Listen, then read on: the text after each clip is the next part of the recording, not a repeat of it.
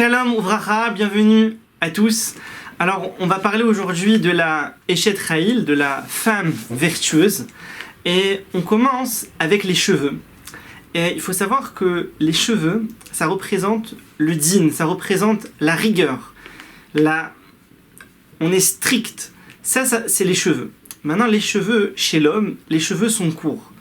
Chez la femme, les cheveux sont longs. L'homme, il y a un certain din qui est représenté au niveau de ses cheveux. C'est pour ça qu'on demande aussi à l'homme de se couvrir la tête. Donc l'homme, il mettra une kippa, une casquette, un chapeau.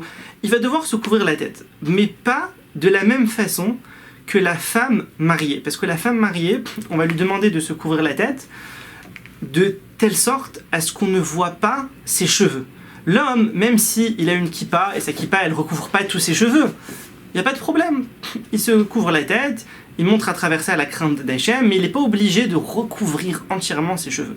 C'est vrai qu'il y a une certaine chassidoute, ça veut dire qu'il y a une certaine mesure de piété à, oui, recouvrir tous ses cheveux, comme on l'a vu avec beaucoup de grandes tzadikim, comme Baba Saleh ou le Ben Ishraï. Quand on voit sur les photos le Ben Ishraï, il y avait un grand turban qui enroulait sa tête. Baba Saleh avec la capuche comme ça, la djellaba qui couvrait tous ses cheveux.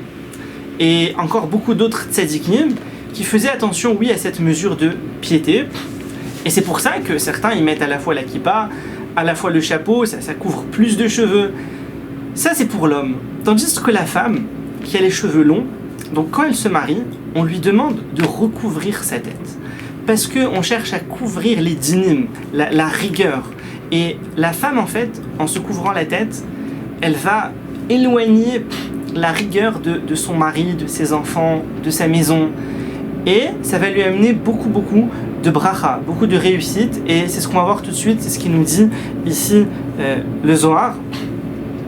Kama pegimu garim aoussara dita. Donc il commence déjà le Zohar par le problème de la femme mariée qui ne se couvre pas la tête. Et il dit qu'elle engendre beaucoup de malheur. Et il dit non seulement pour son mari, ça entraîne la pauvreté, manque de réussite pour son mari, pour ses enfants même. Istalik Rashivuta Mibena. Il dit malheureusement, elle fait perdre l'importance à ses enfants. Ils perdent de leur importance. Ramana, les Sheziva, dit qu'Hachem nous sauve de ce manque de pudeur. Parce que pour la femme mariée, oui, ça fait partie de la pudeur de se recouvrir la tête.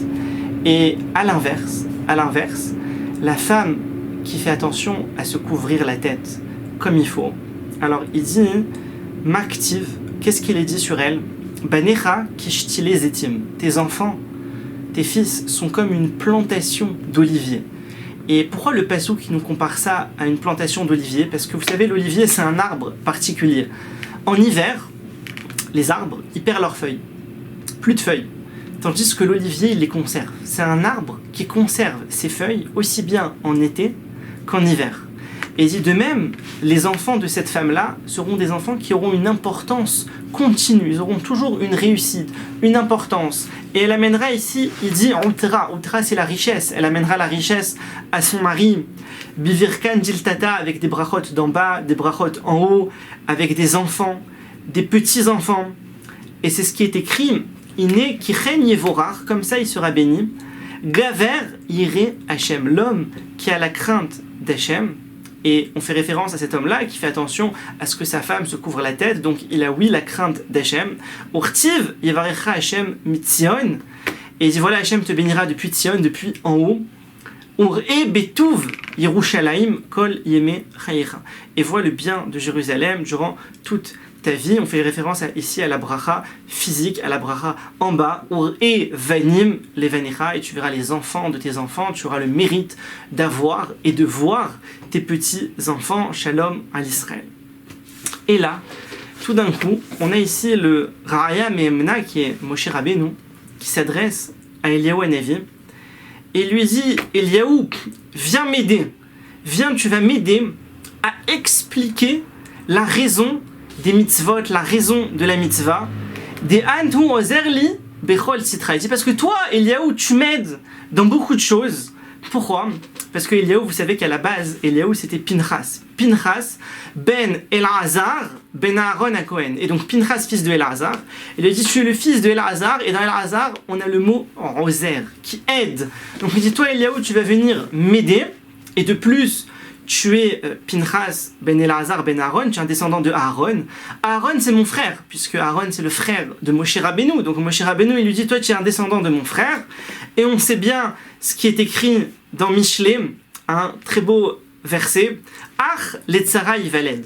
Le frère, il est là pour aider dans les moments de difficulté. Quelqu'un quand il a un frère, alors s'il est en difficulté, son frère il est là en quelque sorte, comme si le frère il était né pour aider au moment difficile. Donc si tu as un frère au moment difficile, ton frère, il est là. Il est né en quelque sorte pour t'aider dans les moments difficiles. Donc il lui a dit, voilà Eliaou, tu vas m'aider ici. On va essayer d'expliquer les raisons de la mitzvah.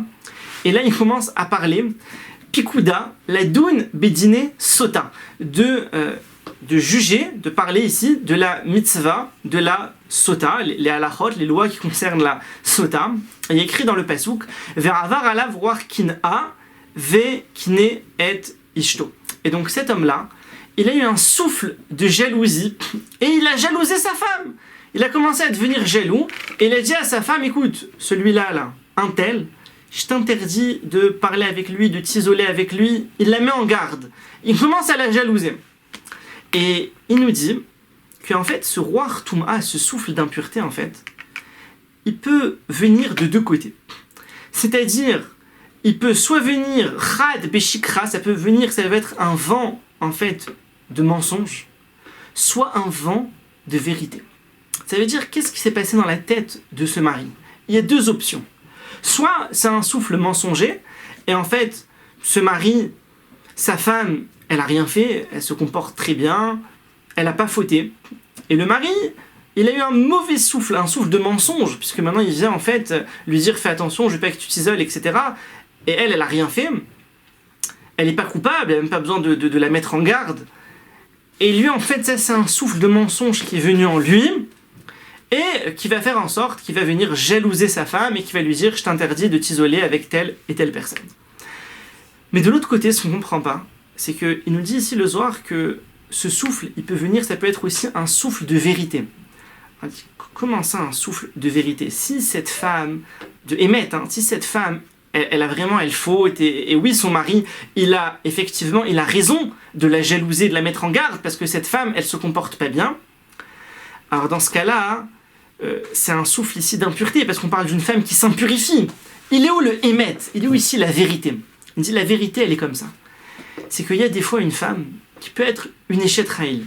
Une femme vertueuse, c'est-à-dire une femme qui se comporte bien au niveau de la pudeur, au niveau des bonnes actions, au niveau des midot. À tous les niveaux, cette femme-là, elle est géniale. De tout point de vue, c'est une tzadékette. Et qu'est-ce qui se passe? Le Yetzer Hara, il va être jaloux. Le Yetzer Hara, il va être jaloux de cette femme. Il va dire comment c'est possible, cette femme-là, elle est tzadika, elle dit pas de la shonara, elle s'habille de manière tsnoua, elle est pudique, elle fait attention à ses mots, elle se comporte bien, elle a des bonnes midot, elle aide, elle cherche à donner. Et le Yetzer Hara, il va être jaloux. Comme ce qui s'est passé lorsque Adam et Chava, ils ont été créés. Et le Yetzer Hara, qui était le serpent, il a été jaloux, il a jalousé Chava. Donc c'est pour ça qu'il est venu, qu'il a commencé à les embêter jusqu'à ce qu'il les fasse fauter. Donc il dit la même chose. Des fois, cette femme-là, en fait, elle est imète, elle est vraie. Mais comme elle est vraie, le Yetzer Hara, il va vouloir venir l'embêter. Et c'est ce qui va réveiller que le Yetzer Hara va faire en sorte que son mari la jalouse. Mais à la base, on est sur une base de émet. On est sur une base de vérité et d'une femme qui est bien. Et il faut savoir que c'est toujours comme ça. Le Yetzer Hara, il va s'attaquer à celui qui est tzaddik. Il va dire, celui qui est rachat, j'ai pas de travail. Il travaille déjà tout seul. Manger pas cachère, il va manger pas cachère tout seul. J'ai pas besoin de le tenter. Dire du lachon hara, il va le dire aussi tout seul. J'ai pas besoin de l'inciter. Il n'y a pas beaucoup de travail là-bas. Le travail se fait tout seul. Mais quelqu'un qui est tzaddik, qui va faire attention à ce qu'il regarde, à ce qu'il dit, à ce qu'il mange, tout ça, il va faire attention. Là, le Yetzer Hara, il dit là j'ai du travail parce qu'il va falloir l'inciter à fauter. Ça va pas venir de lui-même. Et même si je l'incite, il va vouloir résister. Il va falloir que je l'incite plus.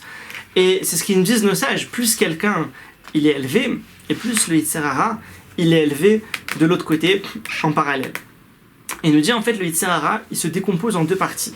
Il y a la partie droite du Yetzer Hara qui va correspondre à Ishmaël et la partie gauche du Yetzer Hara qui va correspondre à Esav. Et en fait la partie droite, ça va être la partie du Yetzer Hara où son travail, il est là pour inciter le juif à faire une avéra, à transgresser la volonté d'Hachem. Ça va être son rôle et il va l'inciter à fauter. Tandis que de la partie gauche, qui est représentée par Esav, ça va être la punition. Une fois que le juif a fauté, alors il va se présenter maintenant pour accuser et dire voilà, il a fauté, il faut qu'il soit puni, il faut qu'il ait une sentence, il faut que ci, il faut que ça, il faut que ci. Et il va accuser. C'est-à-dire le Yetzer Hara, il prend deux formes. Au début, il vient en tant qu'ami et il te dit bon allez, c'est pas grave, un petit peu, tu peux te permettre, c'est rien, ceci, cela, et il incite à fauter. Mais une fois que quelqu'un il a fauté, tout d'un coup, il se retourne et il dit non, mais il est coupable. Comment ça, il est coupable? C'est toi qui lui as dit. Tu as dit il y a 2 minutes, tu as dit que c'était bien, qu'on pouvait, etc. Et maintenant tu dis coupable et il doit avoir des problèmes et des histoires, etc. Ça, c'est le Yetzer Hara. Il se décline en deux parties. Et c'est pour ça qu'il y a écrit dans le verset, il y a écrit Uvat Ish Kohen, la fille du Kohen. Et la fille du Kohen, le Kohen, ça fait référence à l'ange Michaël. La fille du Kohen fait référence à la Neshama, à l'âme juive. C'est Michaël qui s'en occupe. Qui note, il dit voilà, quand cette fille elle a commencé à se débaucher, c'est-à-dire à fauter, et avia imechalelet. Il dit alors là, c'est son père qu'elle, en quelque sorte, qu'elle profane. Ça veut dire la Neshama qui est liée à cet ange-là, Michaël. Alors quand elle faute, effectivement, il y a une sorte de profanation qui est faite ici. Ve itlabnat ihi mine kakesev de itlabin benura. Et cette Neshama, elle est purifiée par la suite, par le malach Michaël, au moment où quelqu'un y fera teshuva, où il reviendra vers Akadosh Baruch Hu. Alors, Tevorechu Mipia Elion, soyez bénis de la bouche d'Hachem. À bientôt. Koy la neshama tehallel,